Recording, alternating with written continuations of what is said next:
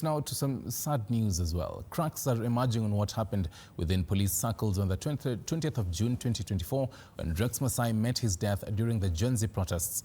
On one hand, former Nairobi Regional Commander Adamson Bungei has denied any involvement, including giving any deployment orders to officers to quell the protesters who had thronged the Nairobi CBD. On the other hand, police officer Isaiah Murangiri, who is accused of firing the shot that killed Rex, says they were given instructions to counter the protesters. Samira Mohammed with more details.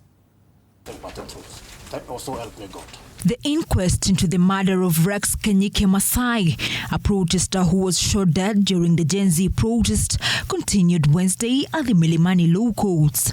I, Doris Mugambi, do swear in the name of Almighty God. As junior police officers and their superiors appeared in court to answer questions on their alleged involvement in the death of Rex. At that time and moment, it was around 2:45 or 2:50 hours, I received a call from the then OSPD, that is the Officer Commanding Police Station Central Division, that there was a report made by one of the attendants within the police hospital that there was somebody who was brought to the hospital and the same is succumbed to the injuries. Former Nairobi Regional Commander Adamson Bungei took the stand first, where he denied any responsibility and involvement in the alleged police killings that occurred during the Gen Z-led protest on 20th July 2024 in Nairobi under his command then. Who was in charge of any deployment at that time? We didn't have a specific deployment to mention that somebody was in charge. It was about a situation that was being responded to. And in police service, the operation or mode operandi depends on the situation.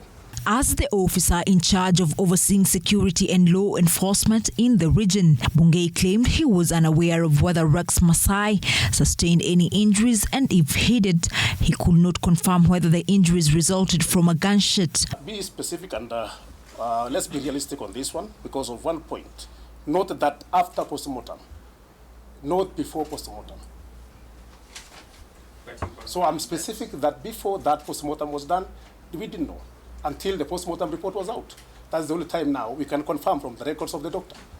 Police Corporal Isaiah Murangiri, who was accused of being responsible for the fatal shooting that killed Rex, denied any involvement in the shooting of Rex Masai, noting that on 22nd June he had been deployed at the KICC. 20th I was deployed to man the KICC gate, which is just opposite the governor's office. The police corporal also noted that the people seen in the CCTV footage lobbing tear gas and firing at the protesters were not police officers but criminal gangs in the Nairobi CBD. According to me, those are criminals, they are not police officers, Your Honor. So you do not see any semblance to yourself? Even to police officers, Your Honor.